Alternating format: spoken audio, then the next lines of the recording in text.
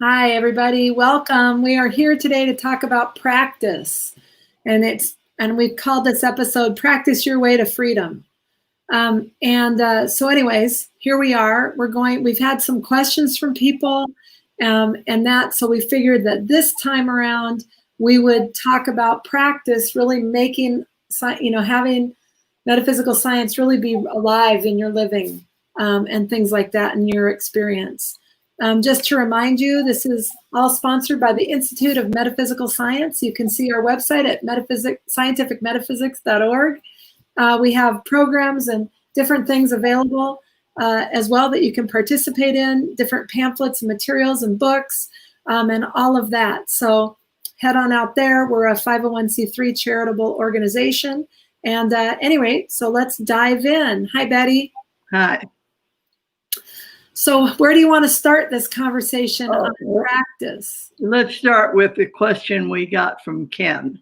Okay. And he wanted to know what was his exact question. How do you get help or support? Yeah. Okay. And the effectiveness of that when you run into challenges. Yeah. Okay. Well, I got a few statements I want to make first, and then I'll deal with that right away. Number one, metaphysical science is something that's very individual. You live it as a way of life. It's not a philosophy. It's not a religion.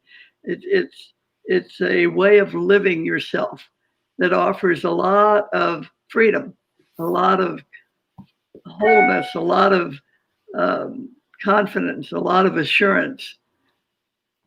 There was a time way back about 1600s or something when people were afraid to take a ship out in the ocean because they knew that if they went all the way to the horizon, they'd fall off the edge.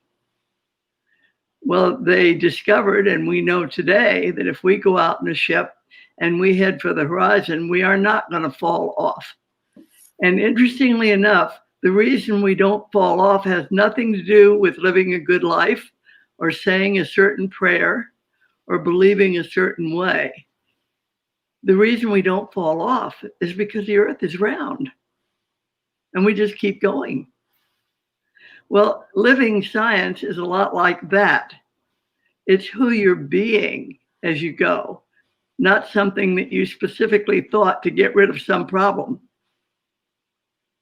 The reason we get well is because fundamentally being is whole and complete, healthy, wealthy, joyous, free. It's a given. That's what's present when you show up. You live it interspersed with a lot of other things because your thinking about yourself is interspersed with some of its fact and some of its fiction. So when you're in touch with the facts of being, you don't fall off the edge because you're in good company. You're in the company of the facts of being rather than beliefs and fears and assumptions about what's going to happen or about what is happening, actually. So when you talk about support, yeah, in human living, we have people that have spent a lot of time studying metaphysical science and working with it, but mostly living it so that when somebody else calls and they want to know, where do I go from here? There's somebody that can talk to that. And that's called a practitioner. Mm-hmm. So in that sense, there is a support available to everyone. But make no mistake, you live the life as you are. And if you're not willing to live it to the best of your ability, you're going to find that no amount of help is going to make any difference. If you have some problem that's relieved and you make no effort to be present to the facts of your own being, you're going to have that thing show up again, because what it is a wake-up call. It's like a tap on the shoulder saying, Betty, wake up. If you're not willing to stand in the facts as you know them and live out from what you see and understand to be true, then you're almost standing in the way of your own helping. So it's like physician, heal thyself. Mm-hmm.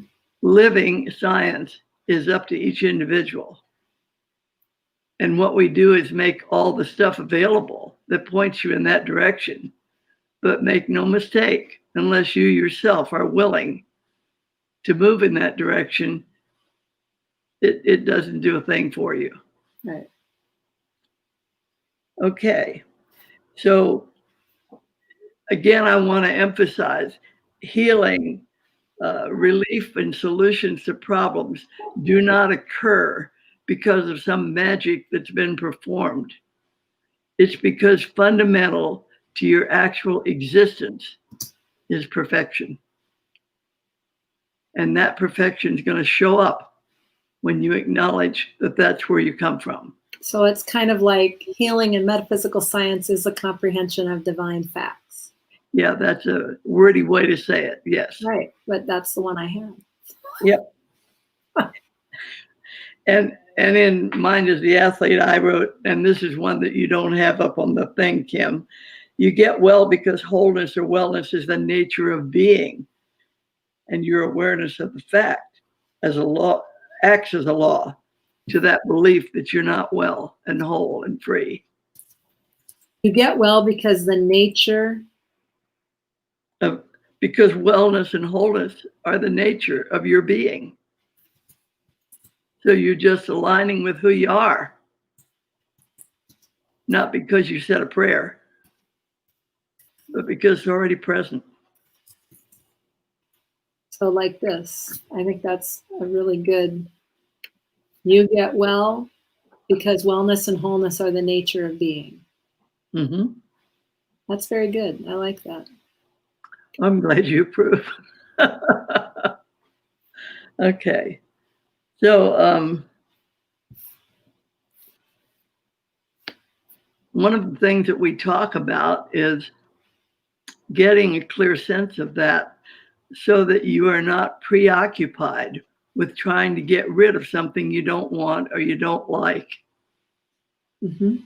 The only way that something that you don't want and don't like is going to disappear is if you are able to leave it alone. No concern about it, no involvement with it. You just look at it and say, oh, that's the way it looks today. Okay. No resistance to it, nothing going on about it at all. Mm-hmm. When that occurs, it disappears for lack of a witness. Right. When you fuss with it, it magnifies because it's got your full attention. Yeah. Yeah. Now, if any of you have any questions who are on and listening, you can type those into the comments, and they come to us so that we can actually respond to them. So there is a little bit of a lag, but go ahead and type in your comments. If you're liking this broadcast, go ahead and give us a thumbs up and all of that. And let's continue. So what else do we have to discuss? Well, I wanted to mention, while we're talking about the subject, I'm going to do a 2-day live cast, kind of a class thing in November, and it's going to be on this subject of practice. So one of the things you want to really be looking at is permissiveness, because 24/7 you walk around with this two-legged thing that you see in the mirror, believing that that's important and that's who you are. And it has its ups and its downs and its pluses and its minuses and so on. Yep. And so you want to learn to be permissive of that look of you and recognize that it is a view. It's a point of view of reality that's present. Mm-hmm. And when we talk about the facts of being, we're talking about what's actually true about the reality present when you show up. Mm-hmm. If you're not permissive with what shows up looks like, in other words, if I'm not permissive of Betty, so I can just leave her alone and not be fussing with her all the time, if I'm not permissive, it's very hard for me to move off of that level of living and be free. Right. But if I'm permissive and you say, I don't know why Betty looks like that, but on we go. Right. It's kind of like that. Right. Well, permissive, if you can be permissive, then you're not being judged. You have no judgments. You're allowing your judgments to be, your opinions to be, your beliefs, you're allowing them to be. Because when things fly in the face of what we think is right and equitable and et cetera, et cetera, et cetera, we're stuck with the look that we've got because we have no permissiveness present. Well, yeah, if you don't leave it alone, it can't disappear. Right. It can't fade into the background, or it can't leave you alone. Right. So to speak. Yeah. Yeah. So you've got that whole thing going on. You've got, so on the one hand, it's like one question you could play with is, are you permissive of your world? Yeah. It's really, really hard when you have something going on that you really don't like. I know. That's where the rubber hits the road, because it's like, right. even if you get hooked, then what's your release is allowing it to be. And the only way you can really allow it to be is to begin to become aware of the nature of the being that's present that you're calling yourself. Yeah. The nature of the being is the nature of the God idea. Yeah. So literally, if it can't be true of God, it can't be true of you. Mm-hmm. So there's a whole science of this view that sees you as the image and likeness or the expression of God's being. Right. And we know there's not a thing out there called God, but it's the God idea, the idea of perfection present, right. The idea of wholeness functioning. Right. Well, it also looks at, I like this quote too, from your book, Mind as the Athlete, which talks about facts construct and constitute a satisfying human experience, presencing limitless reality. Now, Yep. Imagine that. Facts, we're talking divine being. We're talking, what are the facts of your existence? Yep. And when we can get really lined up with that and allow that to be, the experience is limitless. Yep. Reality and limitless freedom. Yeah, and the wonderful thing that you'll discover is that you will go ahead and do some reading and whatever you call study and all of that sort of thing. But the fact is, like going to the horizon in a boat, you don't fall off the edge, not because you were a good kid and lived a good life, but because the earth is round to begin with. Right. Right. Well, health, wholeness, perfection, joy, freedom, all are present right here, right now, right where you are. And if you let go of the belief that you live and move and have being in that two-legged animal thing that you see in the mirror, just let it be. Right. That's the way it looks, but that's not the way it is. Okay. And on you go. You can be free at any moment, at the snap of a finger. Mm-hmm. It takes acknowledgement of the facts and willingness, permissiveness in leaving that picture alone, not trying to fix it. Because remember, the earth isn't flat. You don't have to fix it. You just have to allow it to be. Right. Well, there's another quote that I really like that I'm looking at here, and it's from Margaret Laird, Christian Science Re-Explored. Love, the discernment that all is well, can do the same thing to what is not well that light does to darkness. Yeah. And it's the impact that love, like divine being. Yeah. Love is the discernment that all is well. And if you can approach that, if you can allow that to sink in a little bit, imagine bringing that to whatever circumstances confront you. Yeah. Yeah. And you can let us know if we've answered your question. Yeah. But help is available. There are practitioners to talk to. There are people who have been students for a long time, be glad to talk with you at any moment. Right. The thing that's interesting that I've found in my growing up and living with science and everything else is that anytime I get myself so connected and hooked into the picture with my opinions, thoughts, beliefs, whatever, I know that if I don't want to hold on to them, right? Because I intuitively I get, okay, let that go. But I'm really bought into it. I really am riled up about something. And I know that if I pick up the phone and I call Betty, for instance, over here, Betty. So if I do that and I call Betty, then what happens is sort of amazing. So I don't know that Betty exists, right? I know that I do, and this is my experience of Betty, okay? But the act of me calling Betty to just acknowledge what I've got going on is like 2/3 resolved in that moment, because I'm actually taking that action to let it be, to sort it out. That I know that this may be the way it looks, but it is not the way it is, even though it really seems like it's the way it is. Does that make sense? Yep. Yeah. So that's the help that's available, because it's not you reaching out over there. It's you living your divinity that has you reach, that has you engage, that has you let go. And that act of calling a practitioner or whatever, the intention of it is to move beyond it, to allow it to be, to acknowledge the divinity that's present. Yeah, I have a story too. When the kids were little, and I was a mother, a housewife at home.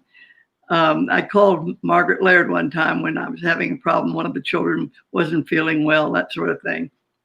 And I called her up and I described the whole thing, which was very frustrating. and she said, yes, okay. And she made a couple of statements about what was so. And I finally said to her, isn't there something I should do for this child? And she thought for a minute and she said, well, don't you have dishes to wash? And I got it. Betty trying to do something is not the answer. Mm-hmm. Leaving it alone and just tending to whatever there is to do could have raked leaves in the yard, for that matter. Another time she told me, don't you have a movie to go see or a book to read or something? Right. It's like, keep that thing occupied so it won't get in the way of you being all right. Right. Which isn't to say procrastinate. And some people could hear it that way and think this is good news. Yeah. But that is not, that would be missing the point. Anyway, I also remember that she did not want to spend a lot of time discussing the problem, because you would tell it to her. She would make a couple of statements, and then, except for something like, isn't there something I should do? I would hold the phone away from my head, because the minute she got through talking, she hung up the phone. And people would say, she does that to you too? I said, oh yeah. That's right. So any questions, again, just type them in. We can answer anything there.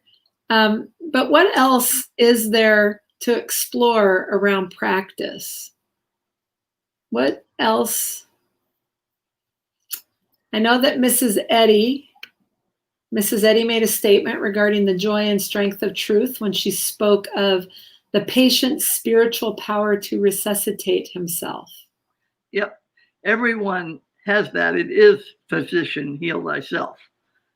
Everyone, because divine being is what's present when the human look of you shows up.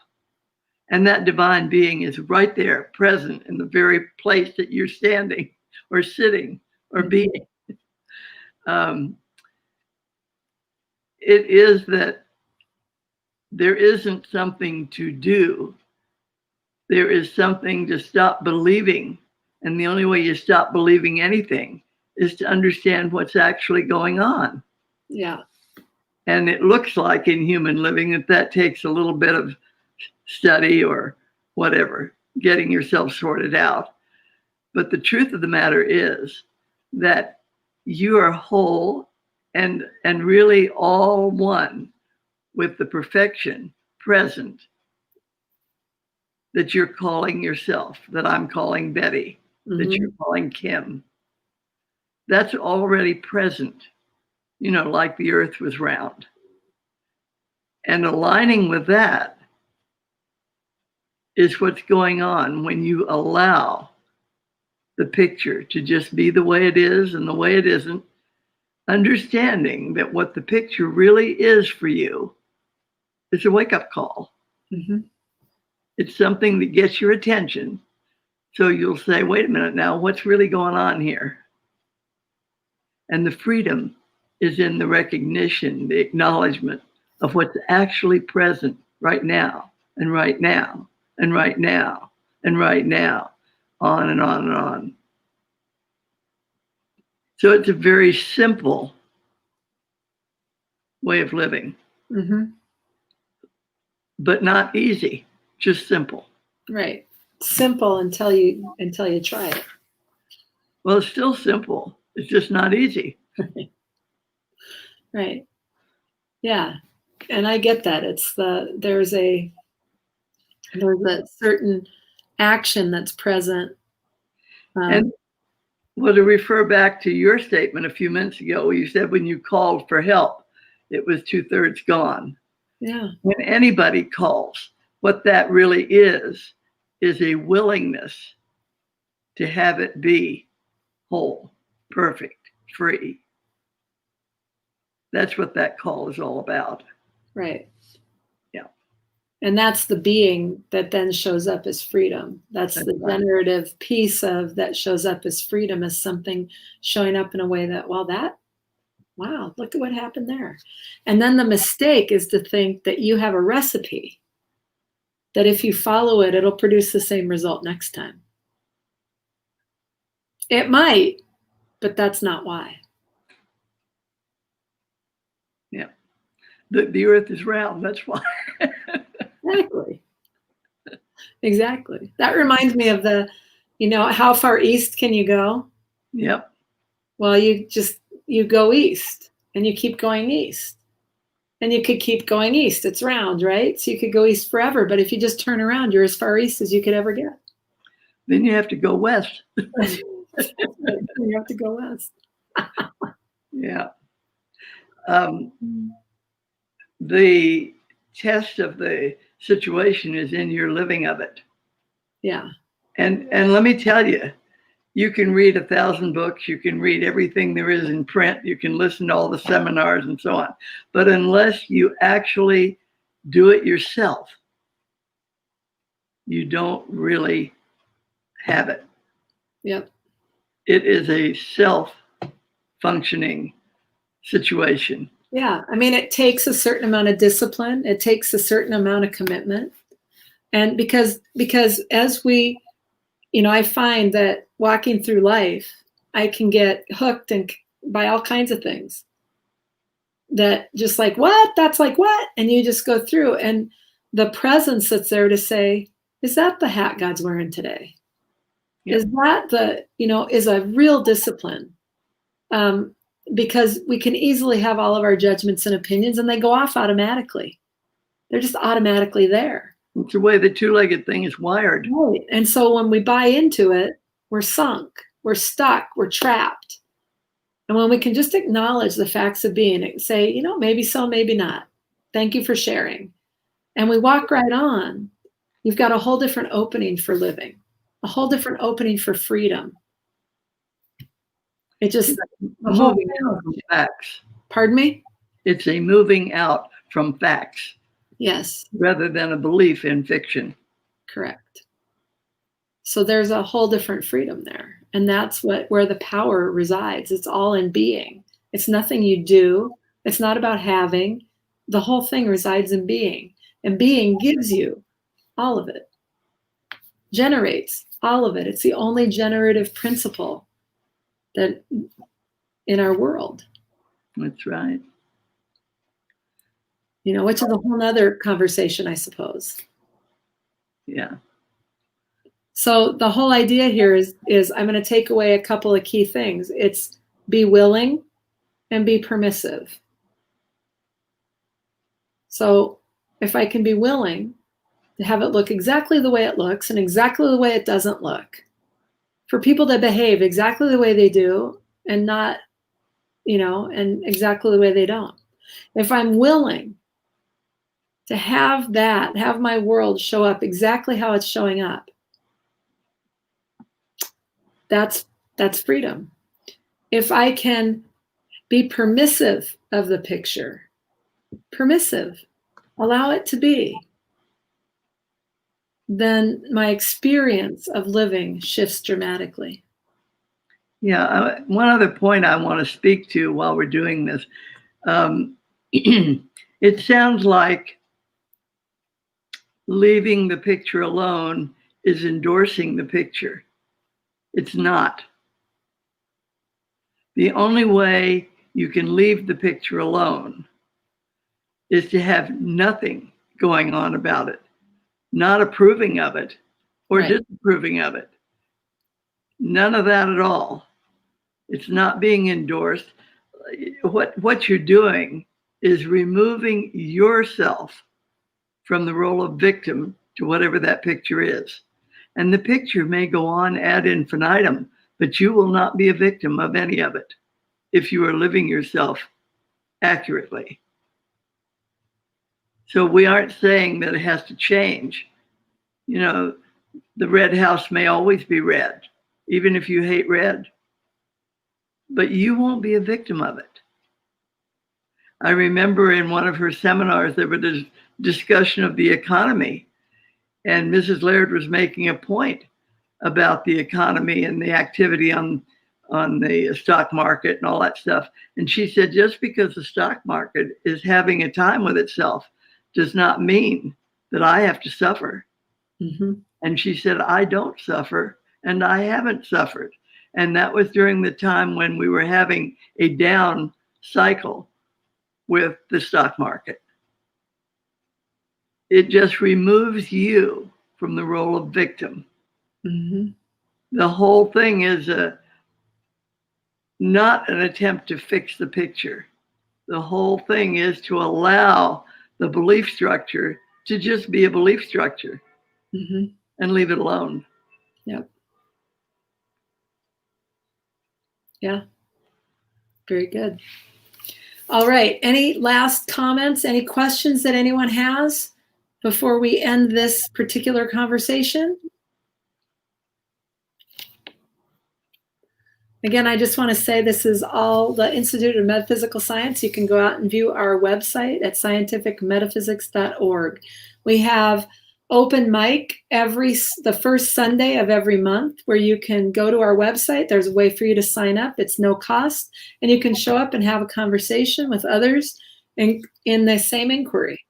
And we do those the first Sunday of every month.